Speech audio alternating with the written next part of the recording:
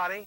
This is Captain Fred, your host for Aviation Theater, and a proud member of the San Diego Aerospace Museum, the first place to visit when you come to San Diego. We have a good program for you today, and we'll get started right after this important message.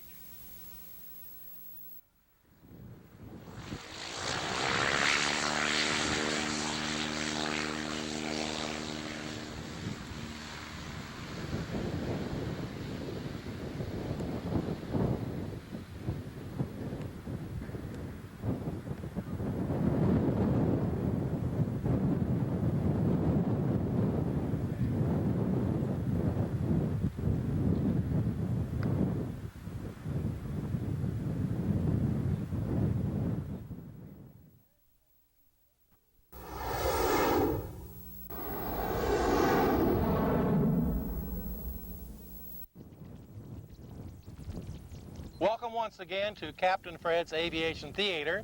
Today we're visiting with the Associated Glider Clubs of Southern California, and standing next to me is the president, John Peterson.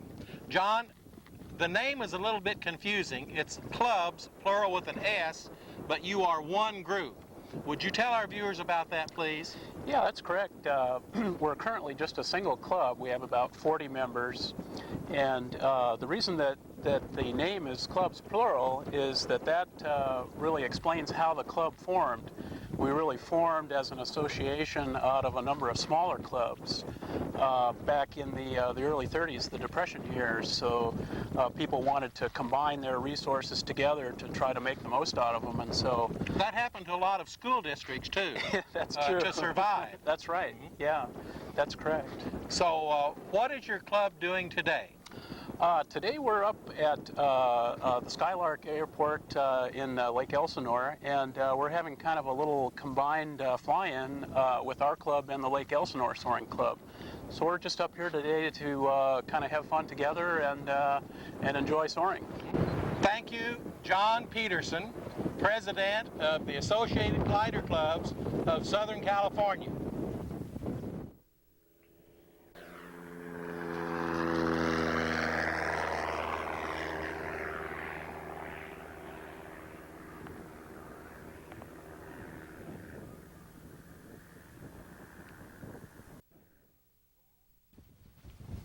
Our next guest is Rolf Schultz, who is the grandfather of soaring here in San Diego County. Rolf, would you tell our viewers when and where you learned to fly in gliders? I learned to fly in gliders in India, of all places, in Bangalore, and got my Indian glider pilot's license plus my international competitor's license. But then when I came back here and I started flying here, I redid everything just to get it done quicker, and I started flying here in about 70, 71 now, in gliders. Your assignment is to tell us about the history of gliders. So let's start with Otto Lilienthal and John J. Montgomery. Okay. John J. apparently was first, but I like to take particular pride in Otto Lilienthal because he's a countryman and also flew in Berlin, where I was born.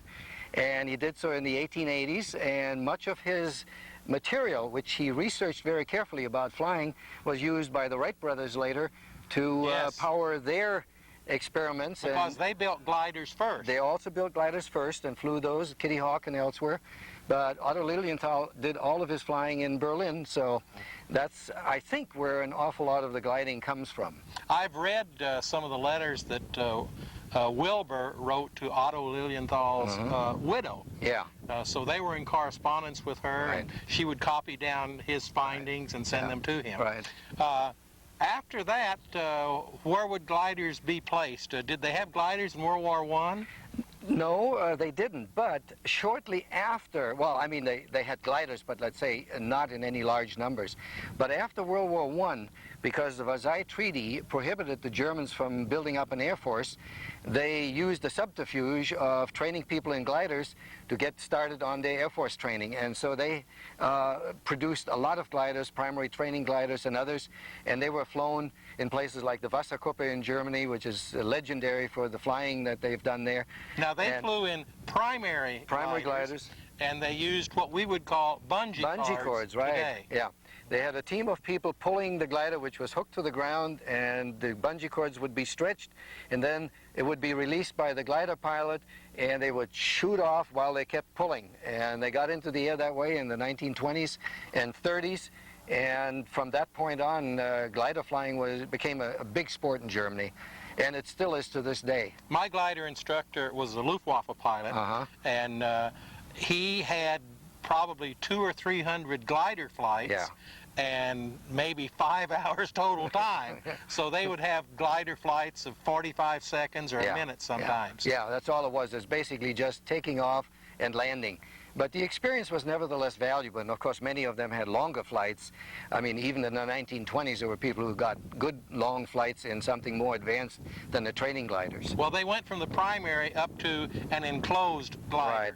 And there was a German glider made out of African mahogany, and it was mahogany veneer. And Mini Moa or Mini Mosa, are you familiar with that? Yes. It had gull wings. Right. They thought, you know, copying the birds might make the most sense, and in some ways it did. But glider flying really became big after World War II again, when the Germans got into fiberglass. And now I would say the gliders that are made in Germany are sort of world leading in terms of the technology, with glide ratios up to 60 to 1. You know, when I was flying gliders, the goal, the ultimate goal, was to someday have a glider that had a glide ratio of 50 to 1. Yeah. That was like the 4-minute mile. You know? And now you've got it 60 That's been to 1. exceeded, yes, it's been exceeded. But 50 to 1 is still very good, even for competition, because they have to be strong. A 60 to 1 tends to be built primarily for just staying in the air. It may not be as aerobatically proficient as a glider with 50 to 1, which can be built stronger. Very good. Yeah. Thank you very much. You're welcome.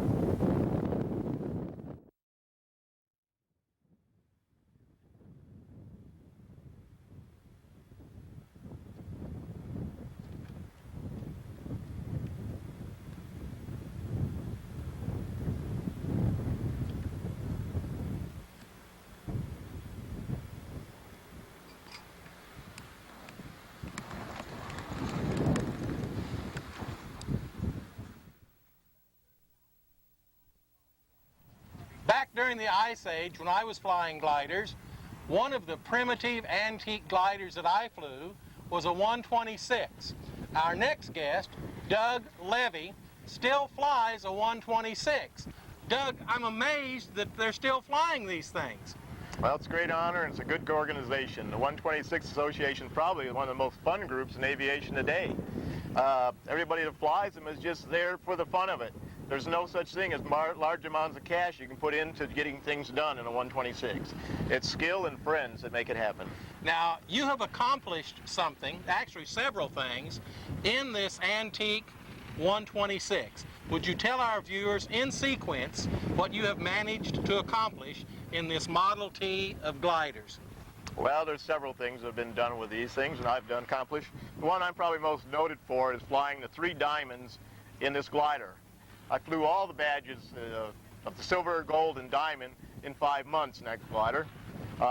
Did an altitude climb first in March of 1997. Tell our viewers what an altitude climb is. Okay, to do an altitude diamond, you need a gain of altitude from the low point to the high point of 16,300 feet.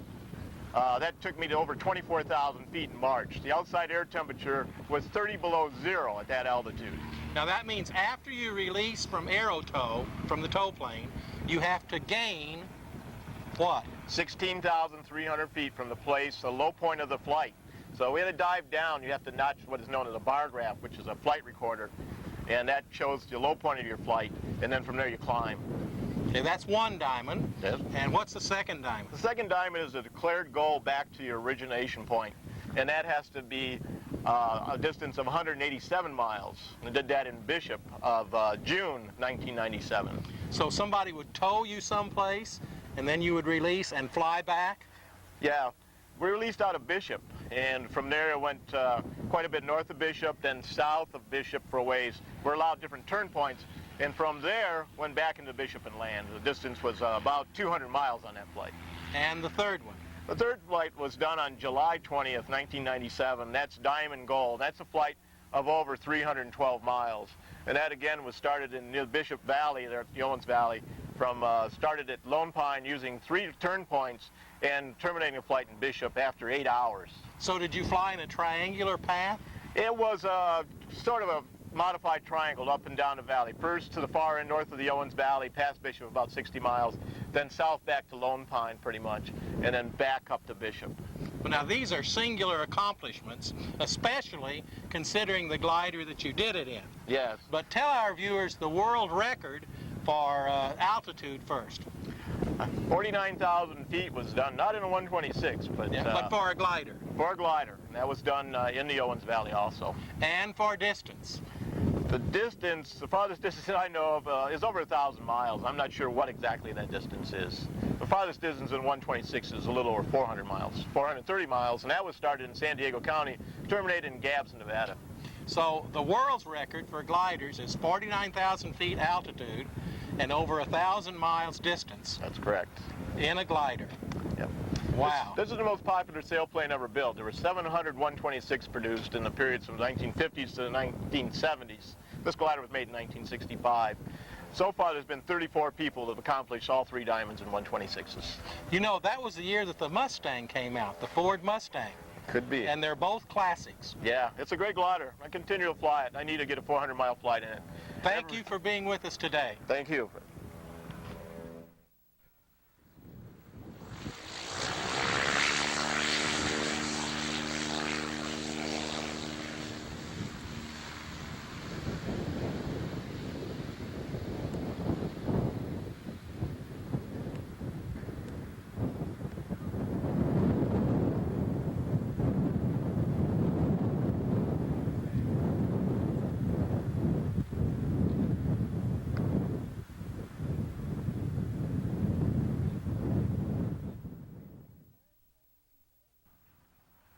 I'm very pleased to introduce to you Erik Bush, the young man standing next to me. Erik is an Eagle Scout. I'm also an Eagle Scout. So we're going to talk Eagle Scout to Eagle Scout.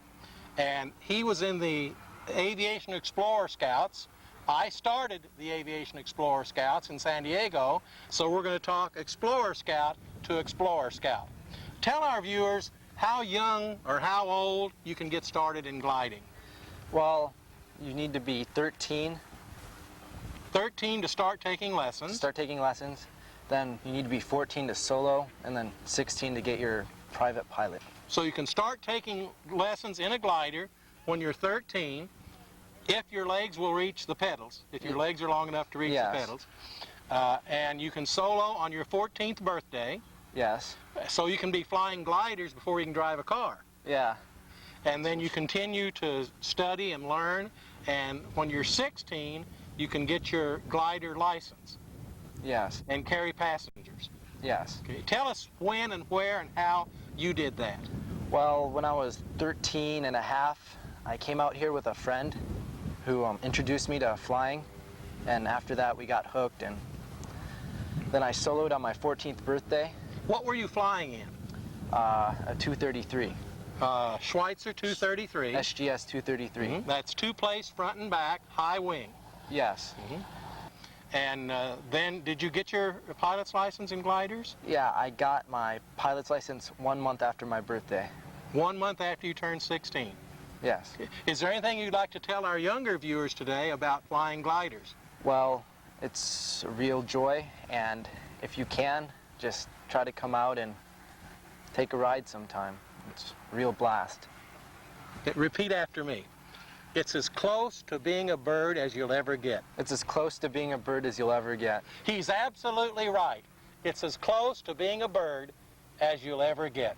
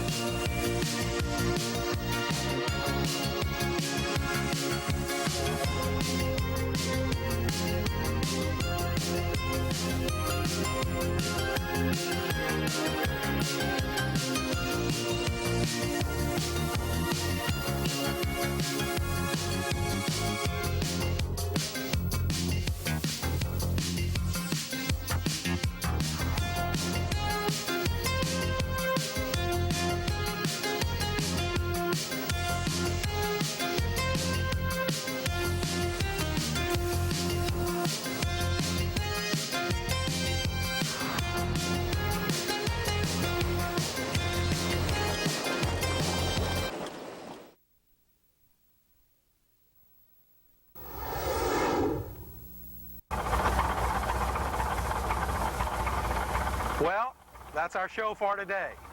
We hope you enjoyed it. We certainly enjoyed bringing it to you. I'd like to thank the San Diego Aerospace Museum, the first place to visit when you come to San Diego, for bringing Aviation Theater to you. Until next week, this is Captain Fred saying, God bless America and happy landings!